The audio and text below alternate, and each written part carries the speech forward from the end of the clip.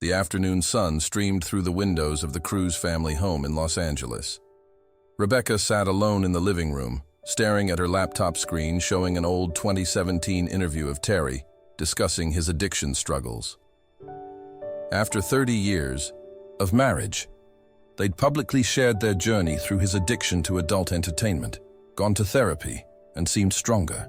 But lately, something felt unfinished, like there were words that still needed to be said. Terry's truck pulled into the driveway. She heard his footsteps, then his warm voice. "Beck, I'm home."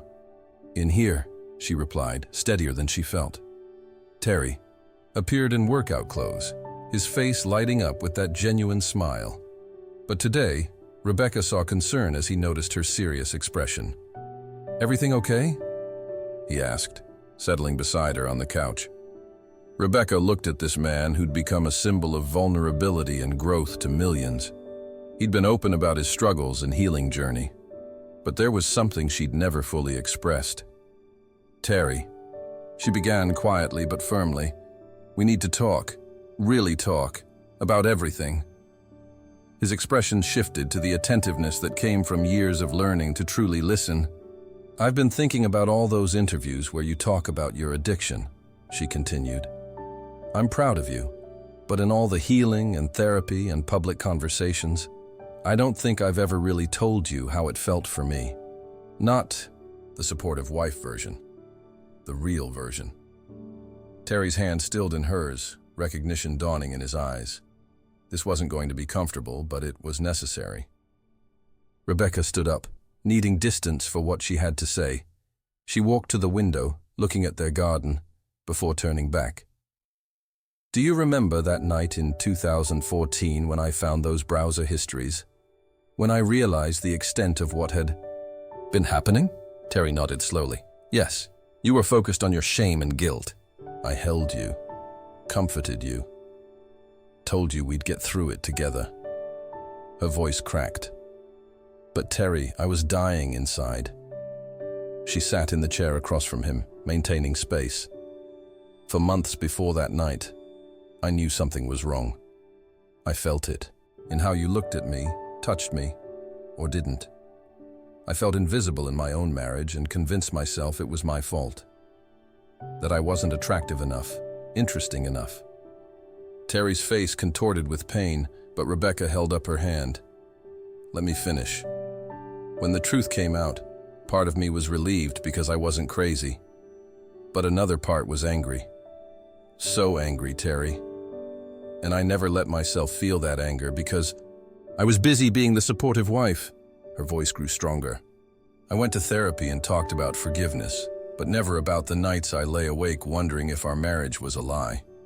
Never about how I felt like I was competing with images on a screen, questioning every moment of affection." "Rebecca," he whispered, "I'm so sorry. I know, but I need you to understand. Your addiction stole years where I doubted my worth. While you healed and became an advocate, I was still figuring out who I was outside of being the woman who wasn't enough." Terry sat in the weight of her words, his usual charm stripped away. When he spoke, his voice was barely a whisper. "I thought I understood what I'd put you through, but I was seeing it through my own lens."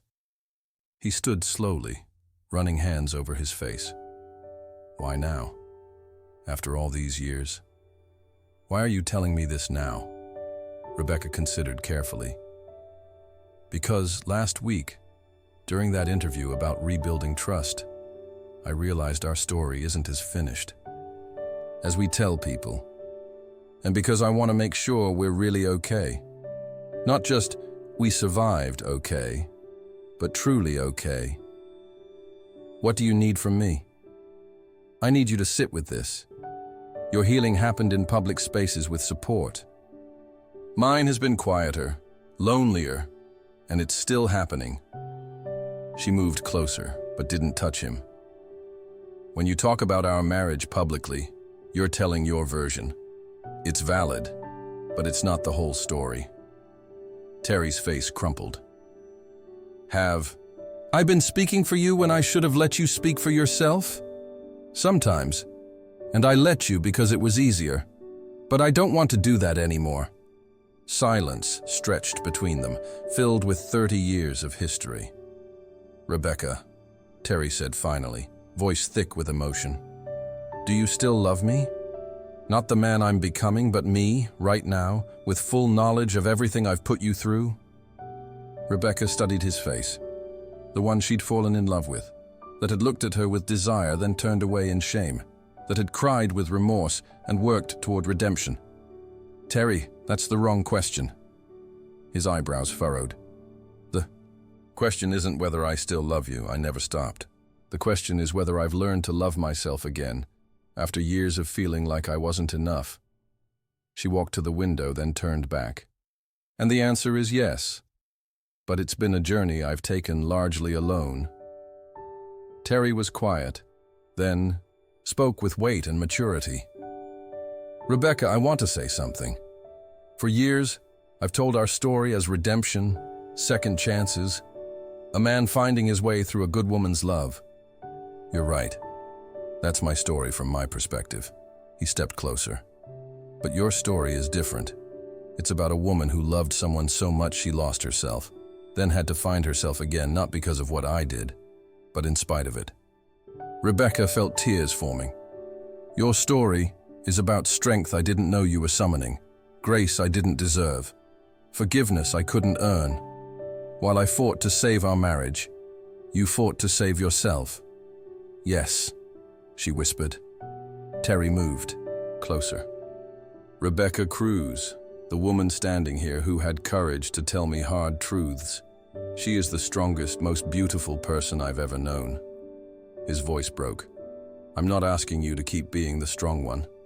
I'm going to step up and be the partner who creates space for you to be exactly who you are, at whatever stage of healing, for as long as it takes." Rebecca saw genuine understanding and respect. "If that means rewriting our story, sharing the microphone, stepping back so you can speak your truth, that's what I'll do. Terry, that's the most honest thing you've ever said to me. It's the most honest thing I've ever said to myself." They stood in golden sunset light, finally on the same ground. "I love you, Terry Cruz," she said. "I love you too, Rebecca Cruz. All of you. Especially the parts I'm still learning about. If this powerful story resonated with you, please give it a thumbs up and subscribe for more inspiring stories about real love and honest communication.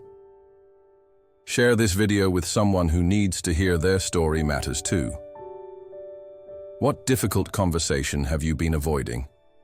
Let us know in the comments below.